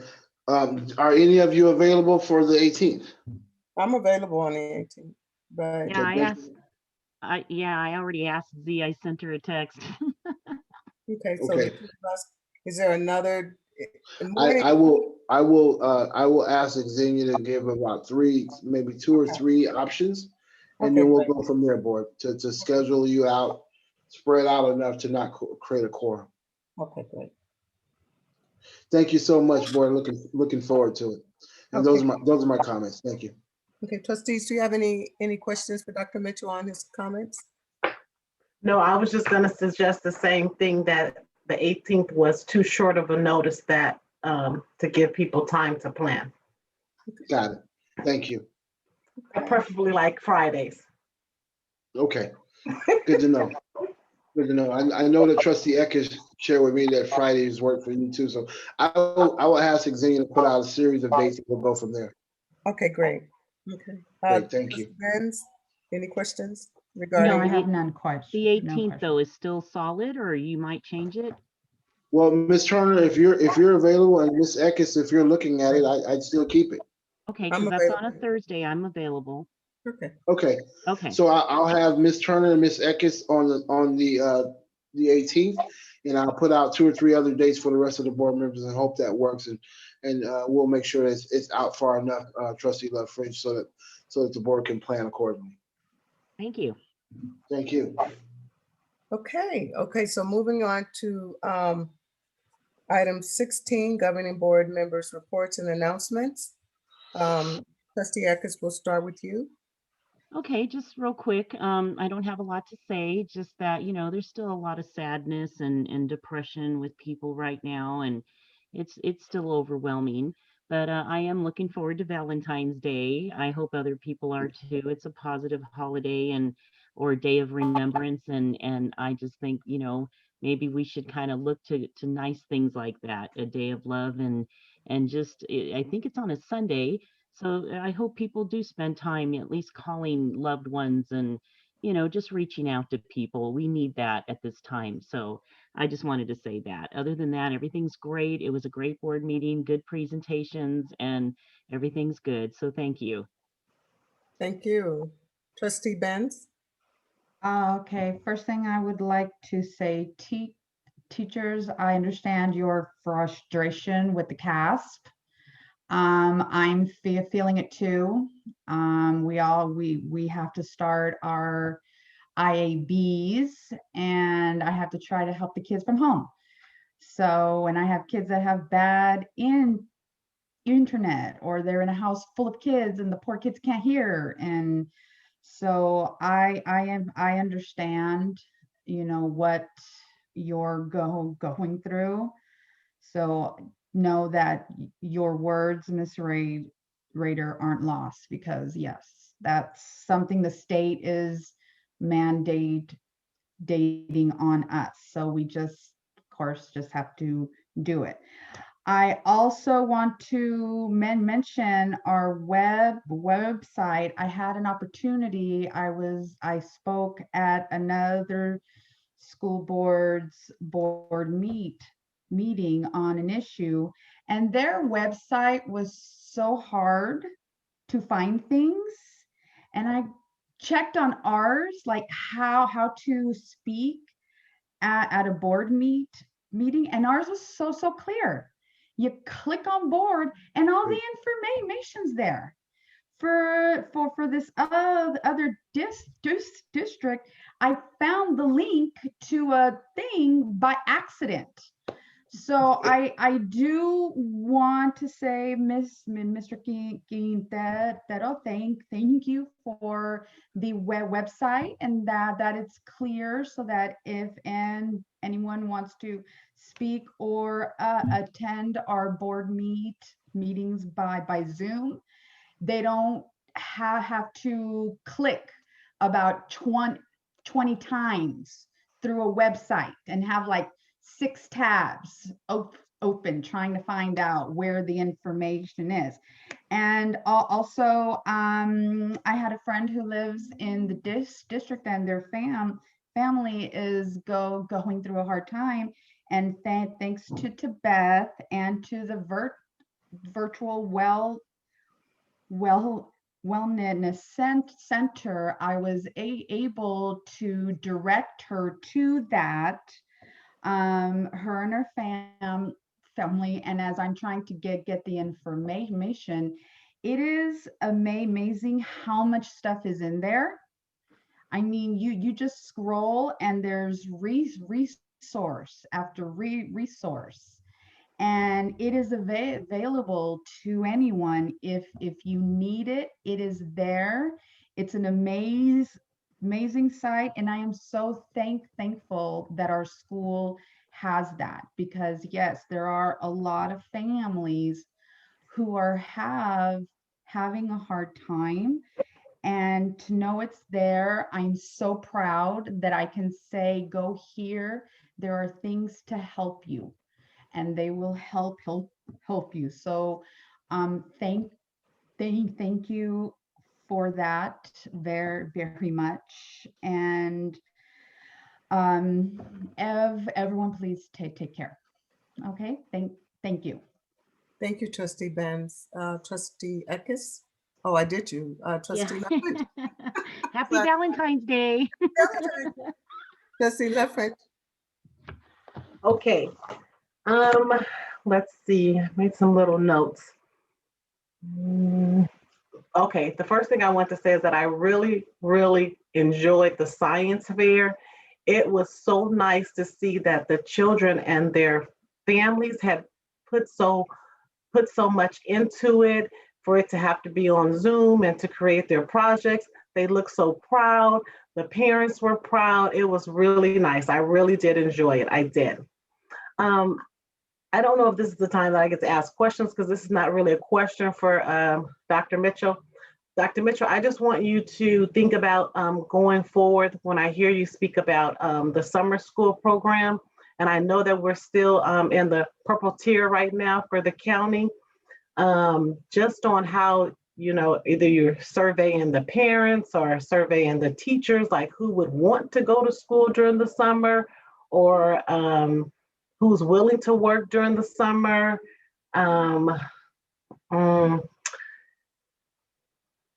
don't know. Will we still be, well, we don't know what tier we'll be in, but even though teachers are being vaccinated, and what about the children? The children won't, I don't think we'll be vaccinated by that time. Those are some of the things that I would think about, you know, as you lay out this particular plan. How many, you know, would be willing to actually go? That's a little scary to me, but to each his own. Some parents may want their children to go back to school. So there's all kinds of options. I know that. So it's not a question for you that you have to answer me right now. I just want you to be able to just think about things like that. And I would like, to wish everyone, a happy Valentine's Day, and please stay safe. I know even for once people start to get vaccinated, they may think that it's okay to, to kind of be more lenient. I would say that, going forward, even if you are vaccinated, you want to do as much to protect yourself and your family. And everyone have a nice one. Thank you. Thank you, Trustee Nelson. I would just like to say thank you for the presentations to Mason Linda, Victoria Mcgathern, and Morgan Kincaid. Your presentations were excellent. As you know, we have not been able to visit the classroom in almost a year now. And so we rely on your information to let us know what's happening at your school site. And I really appreciate that, Dr. Mitchell and Dr. Williams. I'm so happy that, they're moving forward at a faster pace with the vaccines for COVID. And I'm not putting anything on the healthcare workers because I believe that, they're faced with difficult tasks every day with our sick. However, our teachers are important, just as important. They want to open the schools, but our teachers have to be protected as well. And for them to make decisions on opening the schools within 100 days without giving vaccines to our teachers that want them is ludicrous to me. I mean, how can we sit here and make an intelligent decision and say that it's safe to bring children into a classroom and not protect our teachers? I don't understand that. And our staff and our bus drivers and our cafeteria workers and everyone. I saw pictures of, staff. Sometimes you forget to social distance, and just imagine what the children are going to do. You think that they're going to remember to social distance? No, they're not. And sometime a kid going to come up and want to hug you, because that's what you do. You give love to these children that may not have a hug, may not have been given a hug in a very long time. So of course I want my children back in school. I do. I want them back in school safely. But I also want our teachers and our staff protected. So when our children come back, then they can say, and they can give that warm, loving, you may not be able to hug, but in case the child accidentally hug you, you won't be afraid and push that child back and say, oh no, stop. They don't understand. They don't understand that. So to me, I'm banning right now, because when they said that, and I'm over 65 and I got a shot, and I'm thinking, well, okay, I know that I'm in that 85% threshold to get COVID, but you're talking about opening up our schools, and some schools have tried to open up. And what happens? They're closed back down in a couple of weeks because the cases are breaking out. Look at us. We haven't opened our schools since March. And how many cases have we had? Too many to talk about. We're still in deep purple, and I believe that we will get there. I see us, in the right direction to get there. I'm not for, again, and I said that last board meeting, I'm not for mandatory vaccination, but I just hope that all of our teachers would consider getting the vaccine, so they can, when we do open up, that you're protected. And so we can move forward and educate our children, because that, in addition to being healthy, if that's not the second priority, I can't think of anything else that is educating our children. I can't. And so, but with that being said, I will not push to reopen just because everyone else is doing it. I will not vote for that, because it's, and we're not ready. And so I had to say that. And I tried to get on the science. I had technical difficulties that Tuesday, so I couldn't get in. I really missed that because I really wanted to, come to the science fair. I know we're not having many activities like we would normally if our schools were open. And so I missed out on that, but hopefully, with the computers, you never know from one day to the next, if they're gonna work or not work, or if they're gonna cut down in the midst of you talking. Poor trustee Eckes, she got cut off 4 times tonight, just tonight. And you heard her voice go down.